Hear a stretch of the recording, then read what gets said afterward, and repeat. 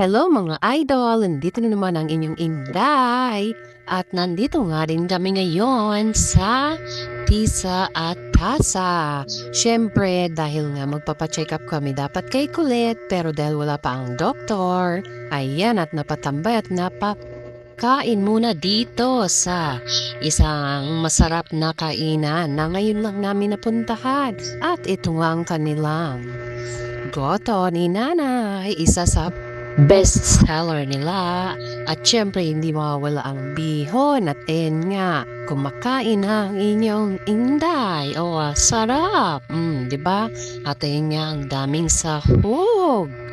Di ba? Enjoy na enjoy siya. Masarap yun. Ayan nga, di ba? Ang isang order dyan ay pwede na sa 2 tao. Diba? Ang dami niyan. At syempre, hindi naubos ni Kulit. At syempre, ang inyong Inday, hindi na umubos. Syempre, bundat na naman ang inyong Inday. Diyos ko, day. At ayan nga yung pansit bihon. Nakita nyo naman. Marami ang gulay. At syempre, yung kanilang lugaw. Din, ang daming sahog. Diyos me, special talaga.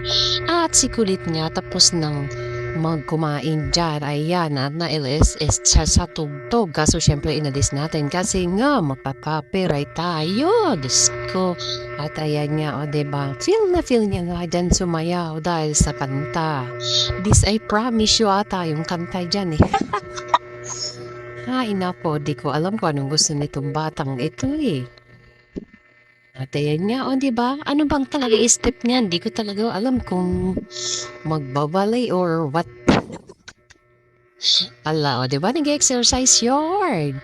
Sa'yo ba yun o exercise, anak?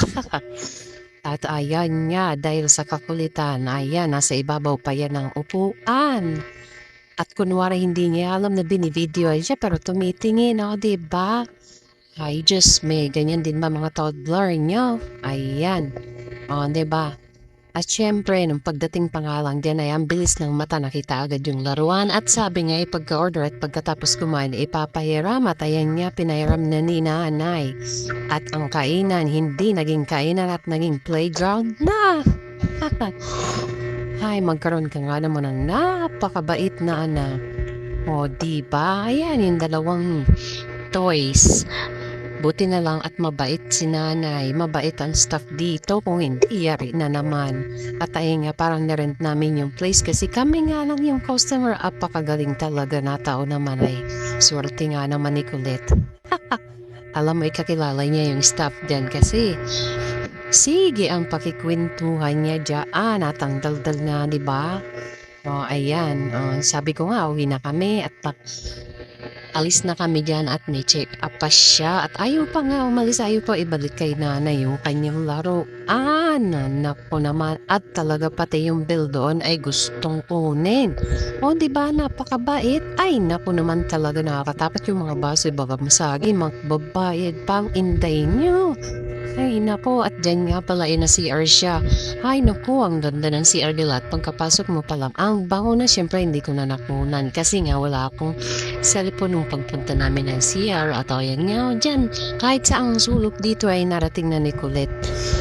Syempre, makulit nga, charot, mabait yan, pakit pa yun. Diba, ganyan din ba yung mga toddler niya? Ay nako. Diba? Ang tagal ni dyan maglaro, ay dyan naubos ang oras namin. Buti na nga lang kasi wala pa si doktor. At parang nag-enjoy naman na din siya. Paalis na kami. Siya, bye-bye na guys. Thank you for watching. Please like, share, and subscribe. Bye-bye.